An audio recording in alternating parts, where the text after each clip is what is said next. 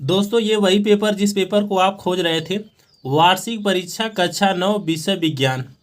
तो इस पेपर में जितने भी बहुविकल्पी प्रश्न हैं उनके सही उत्तर हम लोग जानेंगे, और जो थ्योरी वाले क्वेश्चन उसको लिखना कैसे उसके बारे में भी जानेंगे।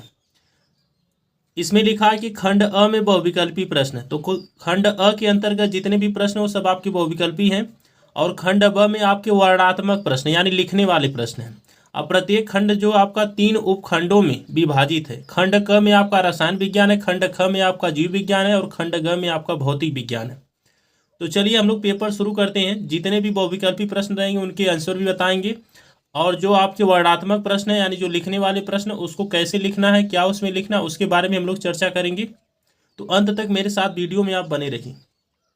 पहला वाला क्वेश्चन दिया कि पदार्थ के अणुओं के बीच की दूरी होती है। जो आंसर सही वही हम बता दे रहे हैं। तो पदार्थ के अणुओं के बीच सबसे अधिकतम दूरी जो गैसीय अवस्था में देखने के लिए मिलती है, तो आपका अ वाला ऑप्शन इसमें सही है। दूसरा क्वेश्चन दिया जिस ताप पर द्रव का वाष्प दाब वायुमंडलीय दाब के बराबर हो जाता है उस ताप को कहा जाता है, उसको हम लोग क्वथनांक बोलते हैं। ये क्वथनांक की पूरी परिभाषा है। अगला वाला तीसरा क्वेश्चन वाई है। वाई जो एक मिश्रण आपका है। चौथा क्वेश्चन दिया कि सोडियम का प्रतीक है, तो सोडियम का प्रतीक होता है Na। पांचवा वाला क्वेश्चन दिया न्यूट्रॉन की खोज करने वाला वैज्ञानिक था, तो न्यूट्रॉन की खोज जो जेम्स चैडविक ने की थी, इलेक्ट्रॉन की खोज जे थॉमसन ने की थी, और प्रोटॉन की खोज रदरफोर्ड ने करी थी, और कुछ बुक में जो गोल्डस्टीन को भी बताया जाता प्रोटॉन की खोज के बारे में। छठवां क्वेश्चन दिया कि निम्न में से कौन सा समस्थानिक घेघा का उपचार करने में प्रयोग किया जाता है। तो घेघा का उपचार करने में जो आयोडीन 131 वाला जो समस्थानिक है यही प्रयोग किया जाता है। अगला वाला क्वेश्चन दिया सातवां परमाणु के नाभिक में स्थित होते हैं। तो परमाणु के नाभिक में प्रोटॉन तथा न्यूट्रॉन उपस्थित होते हैं, इसी को हम लोग न्यूक्लियन भी कहते हैं। आपका जीव विज्ञान जो है खंड ख के अंतर्गत आता है। क्वेश्चन नंबर 8 में दिया कोशिका की खोज किसने की। तो कोशिका की खोज जो रॉबर्ट हुक ने की थी। 9वां वाला क्वेश्चन दिया जीव द्रव्य होता है। जीव द्रव्य एक सामान्य द्रव है। 10वां वाला क्वेश्चन दिया प्लाज्मा झिल्ली किसकी बनी होती है। तो प्लाज्मा झिल्ली जो प्रोटीन और लिपिड दोनों की बनी होती है। अगला वाला क्वेश्चन दिया 11 वाला माइट्रोकांडिया का संबंध है। माइट्रोकांडिया को हम लोग पावर हाउस भी कहते हैं या विद्युत घर भी इसे कहते हैं। इसका संबंध जो श्वसन से है।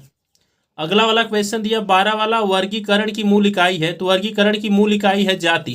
क्वेश्चन नंबर 13 दिया कि व्हेल स्तनधारी जंतु है क्योंकि वह पानी में रहता है। पानी में तो सभी जीव रहते हैं। श्वसन क्रिया शोषण तो सभी जीव करते हैं। भोजन ग्रहण करता है, भोजन के बिना तो जीवन ही कहाँ संभव है। 4 वैश्मी हृदय होते हैं। तो ये 4 वैश्मी हृदय जो स्तनधारी होते हैं उसमें 4 वैश्मी हृदय होता है। ये वाला ऑप्शन आपका सही ब वाला। खंड ग। अब भौतिक विज्ञान यहाँ से आपका शुरू हो रहा है क्वेश्चन नंबर 14 से। तो इसमें दिया कि वेग अथवा चाल का मात्रक होता है।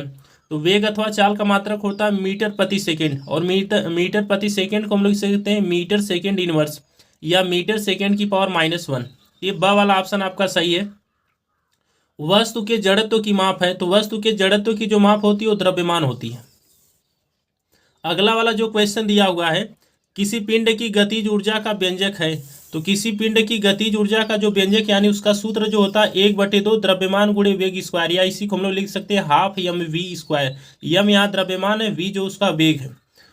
क्वेश्चन नंबर 18 दिया है किसी वस्तु के पृथ्वी की ओर गिरने पर उसकी गतिज ऊर्जा। जब कोई वस्तु पृथ्वी की ओर गिरती है तो उसकी गतिज ऊर्जा बढ़ती रहेगी। क्वेश्चन नंबर 19 दिया किसी तरंग के लिए आवर्तकाल t आवृत्ति n के बीच संबंध है। तो आवृत्ति का फार्मूला होता है 1/, आवर्तकाल आवृत्ति को n से दर्शा देंगे, आवर्तकाल को t से दर्शा देंगे। तो t का जब इसमें गुणा कर देंगे तो हो जाएगा nt बराबर कितना 1। तो इसका जो बी वाला ऑप्शन सही है, nt बराबर 1। ये आवर्तकाल और आवृत्ति के बीच का सही संबंध है। क्वेश्चन नंबर 20 दिया है ध्वनि की चाल सबसे अधिकतम होती है। तो ध्वनि की जो सबसे अधिकतम चाल होती है वो ठोसों में होती है। ठोस पदार्थ में ध्वनि की चाल सबसे अधिकतम होती है। अब खंड ब शुरू हो रहा है जिसमें आपके हैं वर्णनात्मक प्रश्न यानी लिखने वाले जो प्रश्न। खंड क आपका रसायन विज्ञान होता है। खंड ख इसमें जो आपका जीव विज्ञान है। खंड ग जो आपका है वो भौतिक विज्ञान है। तो इसमें जो है रसायन विज्ञान में यहाँ पे लिखा लघुत्तरी प्रश्न। इसमें कह रहा है कि 5 प्रश्न ही आपको करने, टोटल इसमें 6 प्रश्न दिया है और प्रत्येक प्रश्न 2 नंबर का है। ठोस पदार्थों के गुण लिखिए। तो ठोस पदार्थों के गुण क्या होते हैं। ठोस पदार्थों का आयतन और आकार दोनों निश्चित होता है। ठोस पदार्थ दृढ़ होते हैं। ठोस पदार्थों को आसानी से दबाया नहीं जा सकता है। ठोस पदार्थों का गलनांक जो है नियत होता है। तो ये सब ठोस पदार्थों के गुण हो गए। विलयन दो या दो से अधिक पदार्थों के समांगी मिश्रण को विलयन कहते हैं। तो विलयन की परिभाषा आप देख सकते हैं। अगला क्वेश्चन, कैथोड किरणों के दो गुण लिखिए। फिर अगला चौथा वाला क्वेश्चन दिया, हाइड्रोजन का परमाणु क्रमांक तथा परमाणु भार बताइए। हाइड्रोजन का परमाणु क्रमांक 1, परमाणु भार भी उसका आप 1 लिख सकते हैं। कार्बन डेटिंग क्या है, परिभाषित कीजिए। कार्बन डेटिंग से जो ये आयु का निर्धारण किया जाता है। छठवां वाला क्वेश्चन दिया, निम्नलिखित तत्वों के प्रतीक लिखिए। कार्बन और नाइट्रोजन का आपको प्रतीक लिखना है। कार्बन का प्रतीक C, नाइट्रोजन का प्रतीक N। फिर अगला वाला जो क्वेश्चन विस्तृत वाला, ये 8 नंबर का दिया हुआ है। 4 नंबर का जो आपका क्वेश्चन नंबर 7 है, 4 नंबर का क्वेश्चन नंबर 8 है। तो क्वेश्चन नंबर 7 में 2 ठो दिया है। एक रदरफोर्ड का परमाणु मॉडल समझाने के लिए कह रहा है। अगर ये आपको नहीं आ रहा है तो डाल्टन के परमाणु सिद्धांत को आप वर्णन कर सकते हैं। दोनों में से कोई आपको एक ही करना है। क्वेश्चन नंबर 8 दिया, समस्थानिक व संभारिकों में अंतर स्पष्ट कीजिए। तो समस्थानिक इसे कहते हैं जिसके परमाणु क्रमांक समान और परमाणु भार भिन्न भिन्न होते हैं, उसे समस्थानिक कहते हैं। और संभारिक जिनके परमाणु क्रमांक भिन्न भिन्न हो और परमाणु भार समान हो, वो आपके संभारिक कहलाते हैं। तो ये अंतर इसमें आप स्पष्ट। अगला वाला क्वेश्चन दिया कि मैग्नीशियम की द्रव्यमान संख्या 24 तथा परमाणु संख्या 12 है। इसके नाभिक में न्यूट्रॉनों तथा प्रोटॉनों की संख्या ज्ञात कीजिए।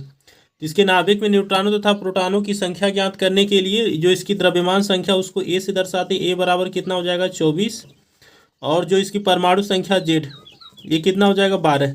किसी तत्व के जो किसी तत्व की परमाणु संख्या होती है वही उसके प्रोटॉनों की भी संख्या होती है।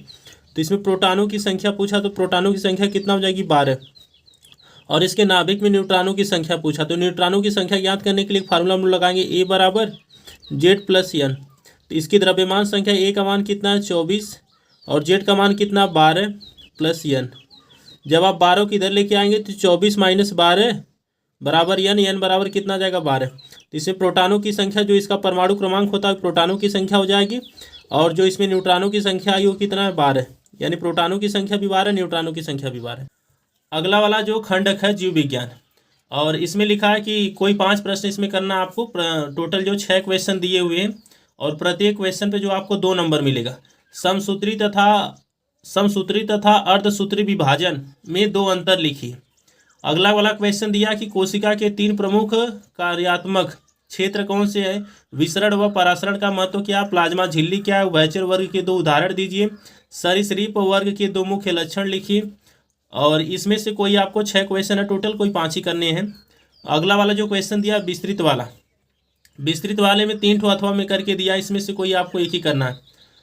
और इसमें लिखा है कि प्रोकैरियोटी कोशिका या यूकैरियोटी कोशिका में अंतर लिखें। अगर ये क्वेश्चन आपको नहीं आ रहा है तो आप पैरामीशियम का चित्र बना के समझा सकते हैं। ये दोनों अगर आपको नहीं आ रहे हैं तो आप केंद्र की संरचना का वर्णन कर सकते हैं। इन तीनों में से कोई आपको एक ही करना है और 4 नंबर का आपका है। खंडक है जो आपका भौतिक विज्ञान है, इसमें भी उसी तरीके से टोटल 6 प्रश्न दिए हैं, कोई आपको 5 ही प्रश्न इसमें से करना है। इसमें आप कर सकते हैं। पहला वाला जो क्वेश्चन दिया है कि 2 सदिश राशियों के नाम लिखिए, तो 2 ठो सदिश राशि का नाम लिखना है। 2 सदिश राशि में आपका बल आ जाएगा, त्वरण भी आ जाएगा, विस्थापन भी इसमें से आप कोई लिख सकते हैं।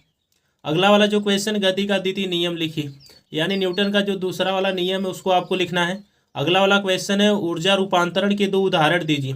तो ऊर्जा कैसे एक रूप से दूसरे रूप में रूपांतरण होती है उसका एग्जाम्पल आपको लिखना है। और अगला जो क्वेश्चन दिया किसी तरंग के आवर्तकाल से क्या तात्पर्य है, इसकी परिभाषा यानी आवर्तकाल के बारे में आपको लिख देना है। अनुप्रस्थ तथा अनुदैर्घ्य तरंगों में अंतर आपको देना है।